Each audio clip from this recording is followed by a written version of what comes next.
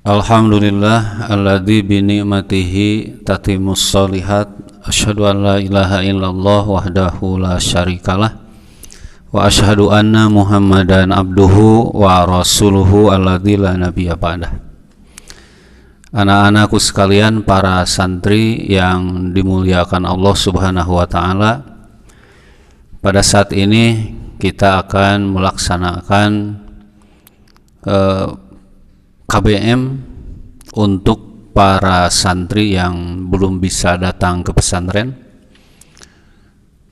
Walaupun dengan cara seperti ini mudah-mudahan kalian tidak kurang ya mendapatkan ilmu, dan mudah-mudahan ini pun bisa menjadi lebih khidmat ya untuk kalian. Kita akan bahas ayat 187 dari surat Al-Baqarah. Bapak sudah yakin kalian sudah hafal ayat tersebut, kalian pun sudah tahu artinya ya. Nah, sehingga kita akan langsung saja pada penafsiran dari ayat tersebut.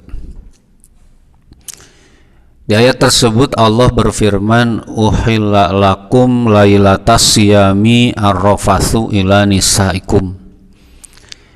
Dihalalkan untuk kalian malam-malam bulan Ramadan arrafas dengan istri kalian. Rafas itu ada dua makna. Ada rafas bil qauli, artinya ucapan yang kotor. Ada rafas bil fi'li. Kalau rafas bil fi'li artinya bercampur, bersetubuh. Nah, jadi yang dimaksud oleh ayat ini, dihalalkan pada malam-malam bulan Ramadan kalian kaum muslimin yang melaksanakan saum di siang hari, pada malam hari itu halal bercampur suami istri, melakukan hubungan suami istri. Nah, kalau kita perhatikan kalimat rofas ini menggambarkan bagaimana indahnya bahasa Al-Quran. Jadi Al-Quran pada saat-saat perlu dan penting mengungkapkan sesuatu ucapan, sesuatu kata, sesuatu makna, Quran tidak mengungkapkannya secara vulgar, akan tetapi Quran mengungkapkan dengan ungkapan-ungkapan yang kinayah istilahnya. Sehingga kalau kita baca di dalam Al-Quran banyak sekali kata-kata yang maksudnya mengungkapkan bercampur suami istri, tapi diungkapkan dengan ungkapan yang lain. Misalkan kita menemukan di dalam Al-Quran ada ungkapan awla mastumun nisa'a, atau kalian menyentuh perempuan. Para ulama menyebutkan menyentuh perempuan di sini dalam arti bercampur. Ada juga ungkapan waqad afdha ba'dukum ila ba'din, padahal kalian sudah afdha. Kalimat afdha di sini maksudnya sama, yaitu bercampur sebagian dengan sebagian.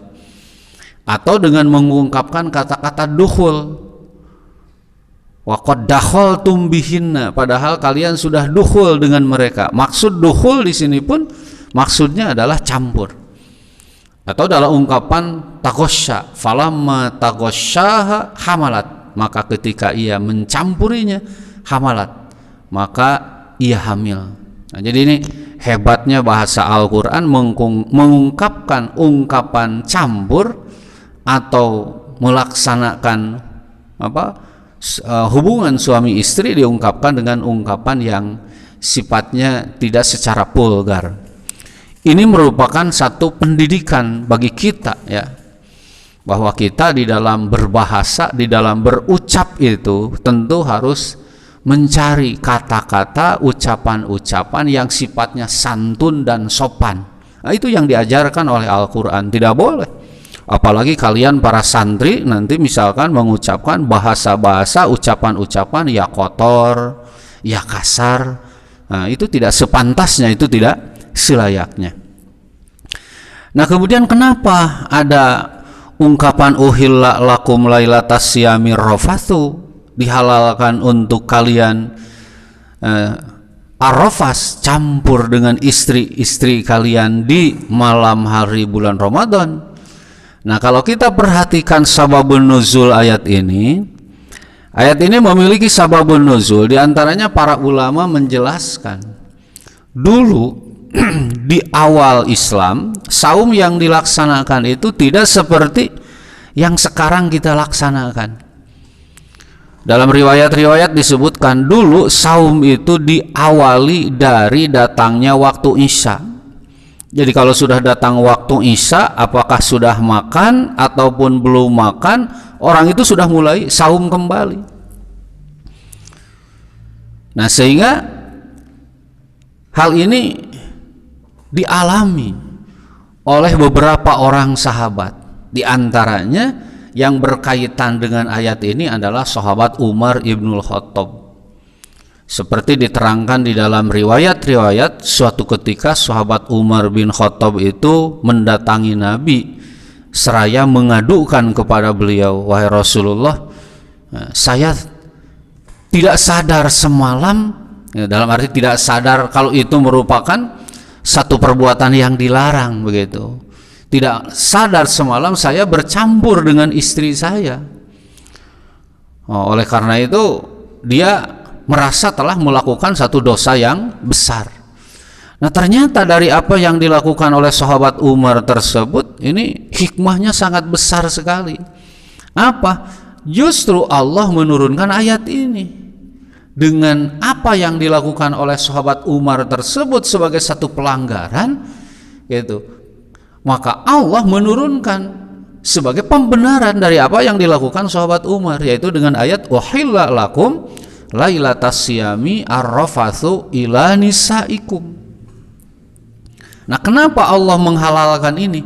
Dalam ayat selanjutnya Allah menyebutkan hunna libasul lakum wa antum libasul lahunna. Nah, lantaran dalam kehidupan suami istri, Allah gambarkan satu hal yang kurang mungkin, bahkan bisa dinyatakan tidak mungkin suami istri kalau selama 1 bulan dia harus menjauhi istrinya, tidak bercampur dengan istrinya, padahal dia tidur satu kamar, satu kasur, satu ranjang. Itu kan satu hal yang tidak mungkin.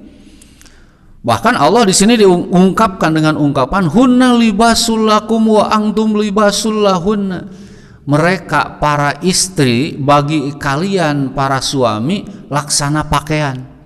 Demikian juga kalian para suami bagi mereka para istri laksana pakaian. Coba bayangkan dengan pakaian. Pakaian itu kan sesuatu yang melekat di badan kita. Kita kan tidak mungkin menanggalkan pakaian kecuali pada waktu-waktu tertentu. Ya, kalau kita mau mandi ya jelas pakaian dibuka. Kalau ketika kita tidak sedang mandi, apalagi sedang beraktivitas, tentu pakaian tidak akan dibuka. Nah, itulah sebabnya hubungan, kedekatan, kerekatan suami dengan istri itu ibarat pakaian. Itu. Jadi tidak mungkin bisa dipisahkan. Nah, apalagi kalau kita merujuk kepada Al-Quran.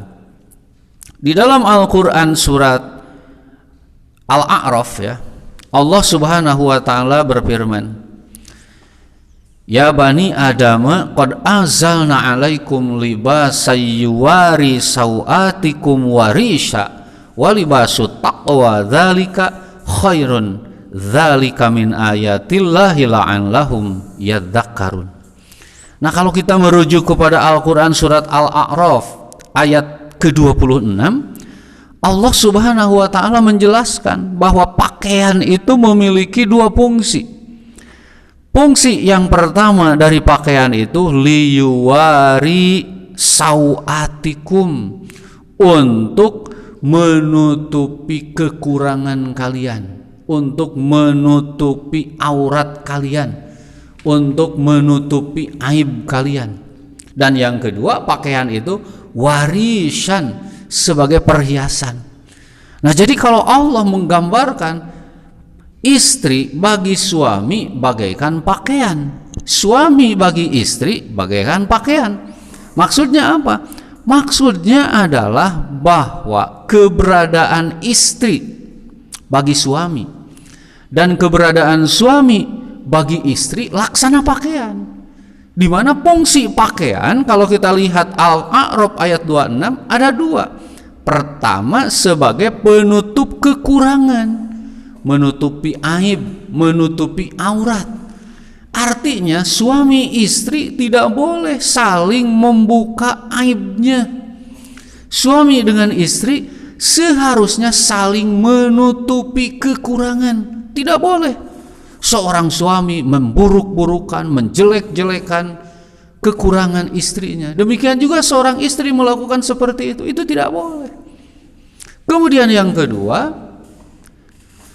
pakaian itu fungsinya apa? Warisan. Nah, sebagai perhiasan. Artinya apa?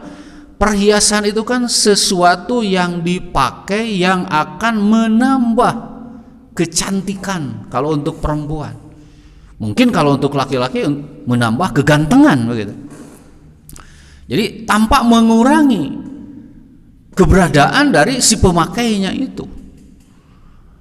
Nah, oleh karena itu suami istri pun harus seperti itu. Seharusnya bersuami istri itu seorang istri memiliki kebanggaan tersendiri karena suaminya. Demikian juga seorang suami memiliki kebanggaan tersendiri karena istrinya. Nah, seharusnya seperti itu sehingga terjadilah suami istri ini bagaikan pakaian dalam arti menutupi aib dan kekurangannya dan juga sebagai kebanggaan dirinya. Nah, oleh karena itu kalian jangan salah. Misalkan mengartikan hunna libasul lakum wa antum libasul lahunna. Lantas dipahami, oh jadi suami istri itu kan bagaikan pakaian. Pakaian itu kan kalau sudah lapuk, kemudian sudah sobek, wah kita lempar saja. Kita beli lagi yang baru. Wah itu mah kagak benar. Bukan begitu maksudnya. Nah, itu penafsiran yang menyimpang, yang salah. Tidak ada satupun ulama yang mengartikan ayat itu seperti itu. Jadi hunna libasul lakum wa antum libasul lahunna. Jadi kerekatan kalian sebagai suami istri itu bagaikan pakaian, dalam arti tidak bisa menjauh begitu saja. Nah, kemudian di dalam ayat selanjutnya Allah pun berfirman, alimallahu annakum kuntum tahtanuna anfusakum fataba alaikum wa afa ankum. Nah, tentu kalau kita memperhatikan ayat ini, tidak ada yang paling tahu keinginan dan tidak ada yang paling tahu suara hati ya selain Allah. Sehingga Allah di sini mengungkapkan, Allah tahu kalian itu telah mengkhianati diri kalian. Berkhianat dalam arti kalian tidak sanggup, tidak akan mampu menahan hasrat sebagai suami kepada istrinya yang ada di sisinya. Itu kan tidak mungkin. Tapi sekalipun kalian tidak sanggup menahan itu, Allah sudah menerima taubat kalian dan juga Allah sudah memaafkan kalian. Nah, anak-anakku sekalian, itulah sebabnya ayat yang tadi diawali dengan uhilla lakum lailatas siyami arrafathu ila nisaikum hunna libasul lakum wa antum libasul lahunna alimallahu annakum kuntum tahtanuna anfusakum fataba alaikum wa afa ankum. Nah, selanjutnya Allah juga berfirman, fal'ana basyiruhunna, fal'ana maka sekarang, basyiruhunna, nah, campurilah mereka. Jadi para ulama mengartikan basyiruhunna, campurilah mereka. Lagi-lagi Al-Quran pada saat-saat penting mengungkapkan ungkapan basyiruhunna, tidak dengan ungkapan yang vulgar. Nah, jami'uhunna, jimalah mereka, tidak begitu, tapi justru basyiruhunna. Apa basyar itu? Basyar itu arti asal adalah kulit luar. Jadi basyarun itu kulit luar. Manusia disebut basyar. Innama ana basyarun. Nah, kata Nabi dalam satu ayat, sesungguhnya aku ini adalah basyarun. Sesungguhnya aku ini adalah basyar, manusia. Nah, kenapa manusia disebut basyar? Manusia disebut basyar itu lantaran manusia adalah makhluk Allah yang terlihat kulit luarnya. Coba kita perhatikan makhluk Allah yang lain seperti kambing, monyet ataupun sapi. Nah, itu kan kulit luarnya ada, tapi semuanya tidak terlihat kulit luarnya. Kenapa? Terhalangi oleh bulu-bulunya yang lebat. Manusia berbulu, tapi bulunya tidak selebat hewan. Oleh karena bulunya tidak selebat hewan, maka kulit luarnya terlihat. Nah, oleh karena itu manusia pun suka disebut basyarun. Di sini Allah berfirman, basyiruhun. Maksudnya bukan kuliti mereka, tapi basyiruhunna itu dari kata basyara yubasyiru. Nah, jadi ada ungkapan kalau kita lihat di televisi mubasyarah. Nah, mubasyarah itu kan siaran langsung, ya, mubasyarah. Jadi basyiruhunna itu kulit bertemu dengan kulit. Ya, maksudnya adalah ungkapan kinayah daripada al-jima, maksudnya itu. Jadi campurilah mereka. Wabtaghu ma kataballahu lakum. Nah, juga jangan lupa, ketika kalian mencampuri mereka itu harus dilandasi niat beribadah. Jangan hanya semata-mata melampiaskan hasrat dan keinginan, tapi harus diniatkan untuk melakukan ibadah. Jika suami mencampuri istrinya dengan niat ibadah, maka itu akan menjadi pahala. Nah, mungkin kalian kaget, ya, wah, masa ada orang melaksanakan hasrat kepada istrinya bisa jadi ibadah dan dapat pahala. Nah, kalau kalian merasa kaget dengan ungkapan itu seperti dulu juga para sahabat kaget. Nah, sehingga mereka bertanya kepada Rasulullah, wahai Rasulullah, masa iya ada orang mencampuri istrinya dapat pahala? Kemudian kata Rasulullah Shallallahu Alaihi Wasallam, bukankah kalian tahu kalau laki-laki itu mencampuri perempuan lain yang bukan istrinya itu merupakan dosa yang besar? Kata para sahabat, iya. Nah, oleh karena itu ketika dia mencampuri istrinya yang halal, itu akan menjadi pahala bagi dirinya. Nah, kemudian pada ayat selanjutnya Allah berfirman, wa kulu washrabu hatta yatabayyana lakumul khaytul abyadu minal khaytil aswadi minal fajri.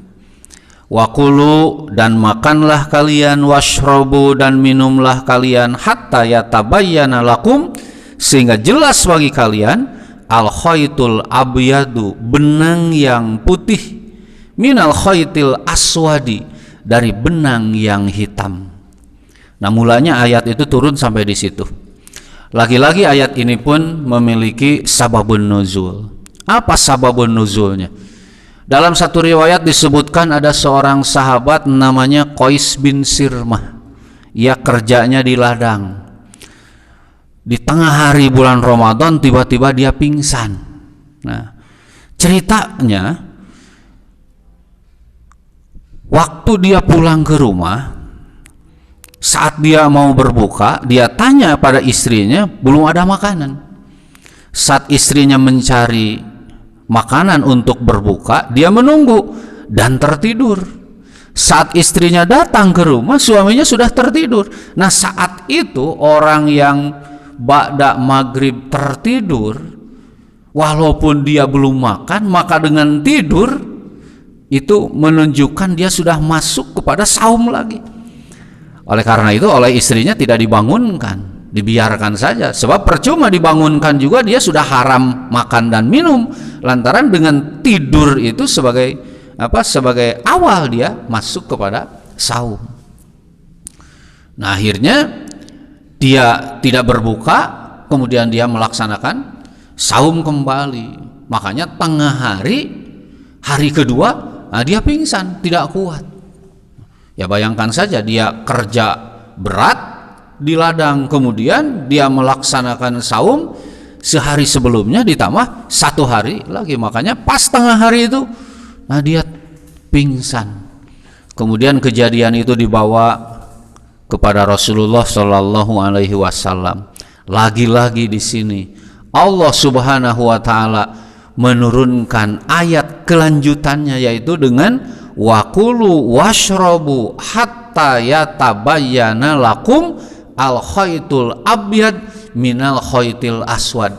Sejak kejadian yang dialami oleh Qais bin Sirmah, maka sekarang kaum muslimin kalau melaksanakan saum, datang waktu maghrib, mereka dipersilahkan untuk berbuka saum, dan makan dan minum itu terus diperbolehkan kepada mereka sekalipun mereka sudah tertidur, bahkan sekalipun sudah datang waktu isya. Allah perintahkan lagi kepada mereka untuk makan dan minum. Sampai kapan batas berhenti makan minum itu? Hatta yatabayyana lakum al khaytul abyad minal khaytil aswad, sehingga jelas kepada kalian benang putih daripada benang hitam.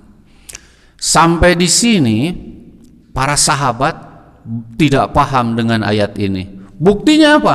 Buktinya dalam satu riwayat disebutkan ada seorang sahabat Nabi namanya Adi bin Hatim. Kata Adi bin Hatim, kalau datang waktu malam saya suka menyelipkan igal, ya.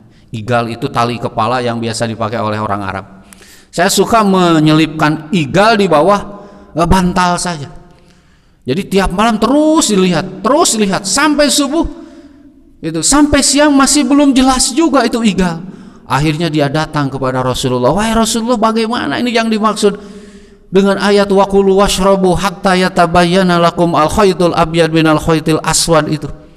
Dari situ turun minal fajri. Yang dimaksud jelas bagi kalian benang putih dari benang hitam, maksudnya waktu fajar. Jadi di waktu malam bulan Ramadan, kaum muslimin diperbolehkan makan dan minum, diperbolehkan mereka bercampur dengan istri mereka. Sampai kapan? Sampai datang waktu fajar. Maka saat datang waktu fajar itulah berhenti, dimulailah pelaksanaan saum. Oleh karena itu para ulama mendefinisikan apa yang disebut saum itu. Al-imsaku anil akli wasyurbi wal jima'i min tulu'il fajri ila ghurubi syamsi ibtigha'an lillah. Yang disebut saum itu adalah al-imsak, menahan, anil akli, dari makan, wasyurbi, dan minum, wal jima, dan bercampur suami istri, dari kapan?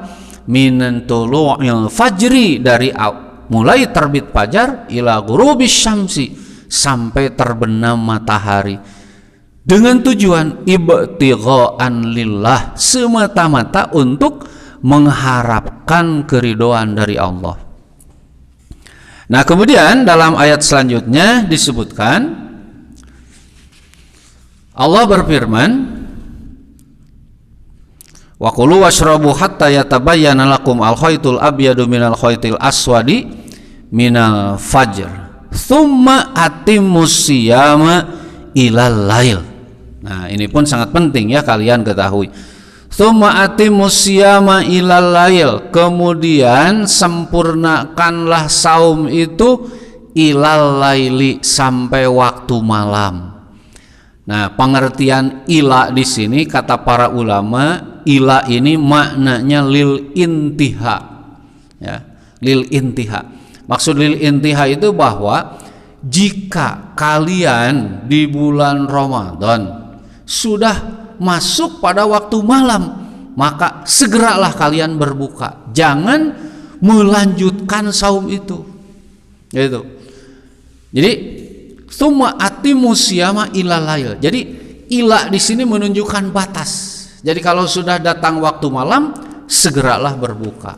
Dan bukti datangnya waktu malam itu adalah dengan terbenamnya matahari. Nah, itulah yang disebut akhir dari saum.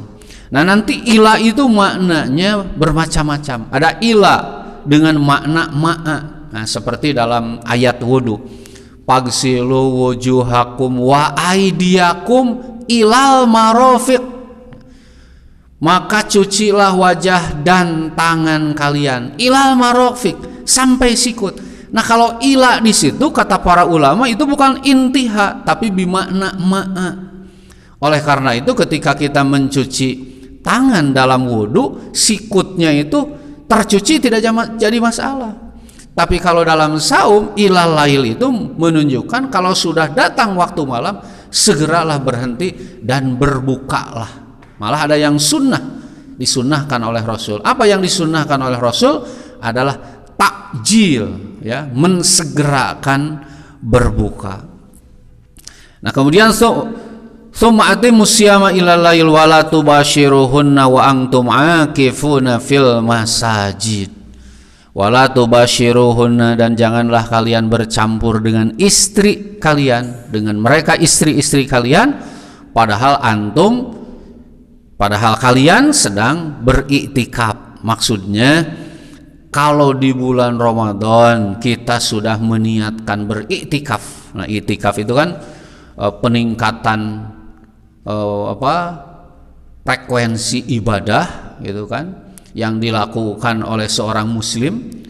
Kalau Nabi itu kan dengan sengaja berpindah tidur juga ke masjid untuk supaya lebih memperbanyak ibadah. Nah, itu selama 10 hari akhir di bulan Ramadan. Nah, orang yang sudah meniatkan untuk melaksanakan i'tikaf di masjid itu dia tidak boleh. Misalkan dia i'tikaf, malam-malam pulang dulu ke rumah untuk bercampur dengan istrinya, itu nggak boleh. Nah, ini yang dimaksud dengan ayat wala tubashiruhunna wa antum akifuna fil masajid. Janganlah kalian mencampuri mereka, istri-istri mereka, padahal kalian sedang beriktikaf di masjid. Itu. Nah, kemudian Allah mengakhiri tilka hududullah, itulah batas-batas ketentuan Allah. Jadi yang dimaksud batas-batas ketentuan Allah itu kalau dalam hadis disebutkan innalikulli malikin himan wa inna himallahi maharimuhu. Kalaulah seorang raja itu memiliki batas-batas kekuasaan, maka Allah pun memiliki batas-batasnya. Apa batas-batas ketentuannya itu? Maharimuhu, hal-hal yang oleh Allah diharamkan. Jadi apa yang dijelaskan dalam ayat tadi dari awal uhilla lakum sampai yang barusan itu tidak boleh dilanggar, lantaran itu melanggar ketentuan Allah. Kadzalika, demikianlah yubayyinullahu, Allah menjelaskan ayatihi, ayat-ayatnya, linnasi, bagi semua manusia, la'allahum yattaqun, agar mereka berhati-hati. Nah, oleh karena itu dengan penjelasan dari ayat ini kita menimba beberapa ilmu, menimba beberapa pengetahuan yang nanti insya Allah akan sangat berguna bagi kalian, walaupun saat ini mungkin kalian belum berpikir-pikir ya untuk menikah. Nah, tapi suatu saat nanti hukum-hukum yang ada dalam masalah saum ini pasti akan diperlukan dan dibutuhkan. Nah, anak-anakku sekalian, kiranya itu saja dulu pertemuan kita pada saat ini. Mudah-mudahan kita bisa dipertemukan kembali pada waktu yang lain. Mudah-mudahan kalian juga senantiasa sehat walafiat sehingga kalian bisa mengikuti semua KBM dari pesantren ya, setiap bidang pelajaran walaupun dengan cara yang daring seperti ini. Dan kita pun hendaknya memohon berdoa kepada Allah, mudah-mudahan musibah yang terjadi saat ini di negeri ini segera berlangsung sehingga kita bisa mengobati kerinduan kita bertemu kembali, bertatap muka kembali di pesantren sebagaimana biasa. Anak-anakku sekalian, kiranya itu yang bisa Bapak sampaikan. Kita tutup dengan doa, Rabbana atina fid dunya hasanah wa fil akhirati hasanah wa qina adzabannar. Wassalamualaikum warahmatullahi wabarakatuh.